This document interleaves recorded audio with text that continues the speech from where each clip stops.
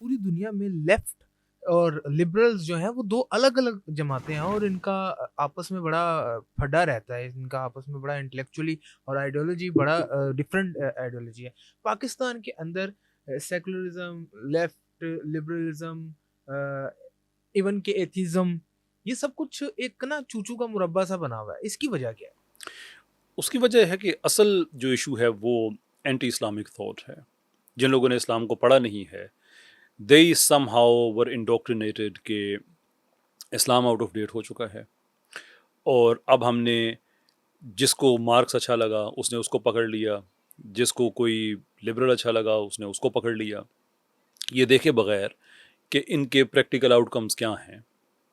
Y is it کہ Marxism پوری دنیا میں فیل ہوتا ہے، جہاں پہ بھی جاتا ہے اکانومی کا بیڑا غرق کر دیتا ہے۔ لبرلزم دنیا میں جہاں جاتا ہے، پرٹیکولرلی پروگریسو لبرلزم، وہاں پہ آبادیاں ختم ہونا شروع ہوتی ہیں۔ آپ ہیومن ڈیولپمنٹ کے جتنے مرضی سسٹم بنائیں، the most essential piece you need is the existence of humans۔ اگر وہی نہیں ہے nothing، ایجوکیشن سسٹم بنائیں، ہیلتھ سسٹم، کوئی اس کا فائدہ نہیں ہے۔ تو ہم یہ جو انہوں نے اکٹھا یہ ہوئے ہیں، یہ صرف سیکولرزم کی محبت میں ہوئے ہیں، لیکن وچ سیکولرزم دے ڈونٹ نو۔ یہ پاکستان میں سیکولرزم کی اس جنگ کو یہ لے کے آئیں۔ میں نے ایسے عرض کیا ہے کہ دنیا میں انہوں نے 1 کروڑ سے زیادہ بندہ مارا ہوا، پاکستان کو یہ خانہ جنگی میں تبدیل کر دیں گے۔ سیکولرز میکارتھیزم جب امریکہ میں آیا تھا کہ لبرلز نے جس طرح سے کمیونسٹ کو اپنے سسٹم سے نکال دیا تھا، بالکل ایسے جیسے مکھی کو نکالا جاتا ہے دودھ سے، نکال کے ایسے پھینکا تھا۔ اس کا کچھ نہ کچھ اثر پاکستان میں بھی ہوا تھا بائی دا وے۔ ایسے ہی جو کمیونسٹ کنٹریز ہیں اس کے اندر بھی ایسے ہی قوانین ہیں کہ وہاں کوئی کیپٹلسٹ، تو بھائی آپ پاکستان کو کیوں خانہ جنگی میں تبدیل کرنا چاہتے ہیں؟ آپ نے ان کی تاریخ نہیں دیکھی ہوئی ہے؟ یہ سب دہشت گرد ہیں۔ لبرل ہیجمنی، لبرل دہشت گردی، میں اس پہ کتاب لکھ رہا ہوں، یہ لبرل دہشت گردی کا یوفیمزم ہے۔ کمیونسٹ ہیجمنی کمیونسٹ دہشت گردی کا ایک یوفیمزم ہے۔ یہ بین الاقوامی دہشت گرد لوگ ہیں۔ آپ دنیا سے لبرل سیاست کو ختم کریں، کمیونسٹ سیاست کو ختم کریں، دنیا میں کئی کروڑ لوگ زندہ ہوتے، کئی کروڑ۔ انسانوں کے سب سے بڑے قاتل، دنیا میں سب سے زیادہ جنگیں ایکسپورٹ کرنے والے، دنیا میں سب سے زیادہ عورتوں بچوں کو مارنے والے، ان کی پالیسیز کو آپ دیکھیں۔ صرف ایران اور عراق کی اگر آپ بات کریں تو 10 لاکھ کے قریب ہیں وہ بچے جو ان لوگوں کے ٹریڈ امبارگوز کی وجہ سے جو ادویات نہیں پہنچتی ہیں، جو ان کی شہادتیں ہوئی ہیں۔ آپ کا ایک جو کلیم ہے کہ یہ جو آپ جنہیں آپ دیسی سیکولرز کہتے ہیں، یہ ہسٹری کو ری رائٹ کر رہے ہیں، جبکہ ہسٹری میں ہمیں ملتا ہے کہ جو مسلم بادشاہ تھے انہوں نے بھی جنگیں تو کافی لڑیں، لوگ تو ان میں بھی ہلاک ہوئے، تو اس کو آپ کیسے ڈیفائن کریں گے؟ دیکھیں، ہمارے لیے کنڈیم کرنا بہت آسان ہے کسی بھی چیز کو، اس لیے کہ دیر از اے فریم آف ریفرنس، آپ اس کی طرف ریفر کریں۔ چھوٹی سی چیز ایڈ کر لیں کہ how can somebody rewrite the history, ایسا کیسے ہو سکتا ہے؟ وہ اس طرح سے ہو سکتا ہے کہ قائد اعظم کو آپ سیکولر بنا دیں۔ قائد اعظم کی تقریروں میں آپ لفظ سیکولر نہیں دکھا سکتے، یہ ہے اوریجنل ہسٹری، اور ان کی ہسٹری یہ ہے کہ قائد اعظم ایک سیکولر پاکستان بنانا چاہ رہے تھے۔ یہ ہے ہسٹری کو ری رائٹ کرنا۔ اقبال کا وہ زمانہ کہ جو اتنا مشکل کا زمانہ تھا، کہ جس زمانے میں آپ ایک سیاسی جلسہ تو بہت بڑی بات ہے نا، آپ کسی بیٹھک میں بھی بیٹھے ہوئے ہیں تو اس میں انگریز کے کتنے جاسوس ہیں وہ آدمی اندازہ نہیں کرتا کون کون بیٹھا ہوا ہے یہاں پہ۔ اس زمانے میں اقبال کے وہ خط جو انہوں نے ڈپلومیٹکلی اپنی پوزیشنز کو بچانے کے لیے لکھے، ان کو یوز کرتے ہوئے یہ بتا دینا کہ اقبال تو اصل میں پاکستان چاہتے ہی نہیں تھے، یہ خط دیکھے جنہوں نے یہ لکھا ہوا تھا وہ لکھا ہوا تھا۔ حالانکہ وہ جو زمانے کے حالات تھے، آج آپ کہتے ہیں پاکستان کی اسٹیبلشمنٹ بڑی سخت ہے، وہ اس سے زیادہ سخت تھی ایکچولی۔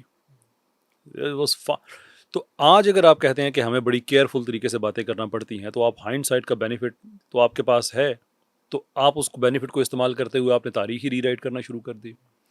ایسے ہی آپ نے مثال کے طور پہ سلطان محمود غزنوی ہیں کہ وہ ایک لٹیرا ادھر آیا کرتا تھا، حالانکہ اس زمانے میں ادھر اور ادھر کا کوئی کانسیپٹ ہی نہیں تھا۔ بارڈرز تو نہیں تھے۔ بھائی غزنا کے علاقے میں جو سٹارٹ کیا تھا، یہ جو یہ جے پال اور اس کی فیملی، ان لوگوں نے انکریجن سٹارٹ کی تھی۔ کابل میں ہندو شاہی پوری ایک ڈینسٹی تھی جن کی حکومت ہوتی تھی۔ یہ آج ڈیورنڈ لائن جو بعد میں انٹرنیشنل بارڈر بن گئی، آپ اس کو سامنے رکھتے ہوئے کہہ رہے ہیں کہ افغانستان سے ایک آدمی ادھر آتا تھا. ہسٹری کو ری رائٹ کرنا یہ ہوتا ہے. حالانکہ اس زمانے میں کوئی سرے سے کوئی یہ کانسیپٹ تھا ہی نہیں. Trade routes deep India, central India سے لے کر جو سینٹرل ایشیا ہے وہاں تک جاتے تھے. بیچ میں افغانستان، آج کا موجودہ افغانستان، جو زمانے میں افغانستان نہیں تھا، یہ سب لینڈ میس ایک ہوتا تھا جس میں لوگ ایک دوسرے پہ اٹیک کرتے تھے. آغاز انہوں نے کیا تھا سبقت کین پہ اٹیک کر کے، اس کے بعد اس کا بیٹا ہے محمود غزنوی، اس نے آ کے بدلہ لیا ان سب سے. ایک ہسٹوریکل فیکٹ ہے. انہوں نے ہسٹری کیا لکھی؟ ایک افغانستان سے آدمی انڈیا آتا تھا. وہ بھائی کون سا افغانستان تھا، کون سا انڈیا تھا؟ اور اس زمانے کے جو یہ 1928 سے پہلے تو یہ چیزیں جرم میں بھی نہیں آتی تھیں. یہ دنیا میں ایک قانون تھا کہ آپ کسی بھی لینڈ کو انیکس کر سکتے ہیں، انویٹ کر سکتے ہیں آپ. انویڈ کر سکتے ہیں. 1928 سے پہلے پوری دنیا میں یہ نارمل تھا. یہ ہوتا ہے ہسٹری ری رائٹ کرنا، کہ آج کے زمانے کی لائنز کو دیکھ کر آج کے زمانے کے قوانین کو ماضی پہ ریٹرو ایکٹیولی اپلائی کرنا اور دنیا کو بتانا کہ دیکھو تمہارے مسلمان مشاہیر سارے کے سارے چور تھے، قاتل تھے، یہ تھے، وہ تھے. حالانکہ وہ جو کر رہے تھے وہ ریٹیلیشن میں کر رہے تھے. ایک سوال ہے میرا کہ یہ جو ہمارے بادشاہ تھے، یہ کوئی حجت یا کوئی معصوم یا کوئی انبیاء تو نہیں تھے، یہ انسان تھے اور غلطیاں میں کر سکتے آپ تھے. کے پچھلے سوال کے جواب میں یہی عرض کر رہا تھا کہ دیکھیں، ہمارے لیے کنڈیم کرنا اس لیے آسان ہے کہ ہمارے پاس ایک آبجیکٹو فریم آف ریفرنس ہے، قرآن کا ہے، سنت کا ہے، بات ختم. ہم یہ دیکھتے ہیں کہ کسی بادشاہ نے اس کے مطابق کام کیا ہے یا اس کے خلاف کام کیا ہے. بادشاہ تو بہت نیچے کی بات آتی ہے. ہم تو یہ معیار صحابہ پہ اپلائی کرتے ہیں.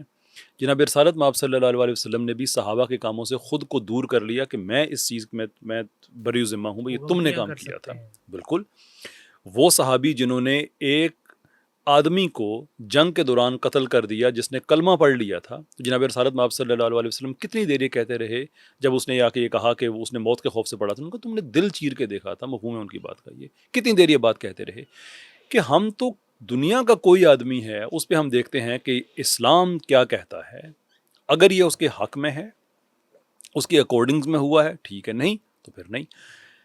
تو وہ کوئی بادشاہ ہو، کوئی بھی ہو، ہم تو اس کو ایبسلوٹ ٹرمز میں کنڈیم کرتے ہیں.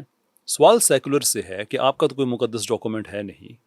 آپ کس سیکولر نظریے کے مطابق جو کہیں پہ لکھا ہوا ہے جس پہ سب سیکولرز کا اتفاق ہے، آپ لینن کی دہشت گردی کو کہتے ہیں یہ غلط ہے؟ وہ کون سا ایسا ڈاکومنٹ ہے جس کے تحت یہ کسی بھی سیکولر دہشت گردی کو یہ کہہ سکتے ہیں کہ یہ غلط ہے؟ وہ بھلے جو ریلیجس افیلیشن کے لاز ہیں 1929 کے، وہ بھلے ہجوم کمپین ہو، وہ بھلے گریٹ پرجز ہوں، یا جو لبرلز نے کیا ہوا ہے گوانتانامو بے یہ وغیرہ، ہمیں وہ سیکولر ڈاکومنٹ ایسا دکھائیے جو سب کے لیے مقدس ہے، جس کے تحت اس کو یہ غلط کہہ سکتے ہیں. آپ کے پاس تو فریم آف ریفرنس ہی نہیں ہے. اگر فریم آف ریفرنس نہیں ہے تو پھر ہمیں ماننا پڑے گا کہ سیکولرزم پھر وہی ہے جو سیکولرز نے کیا ہے، اور جو سیکولرز نے کیا ہے وہ قتل و خون کی تاریخ سب کے سامنے ہے.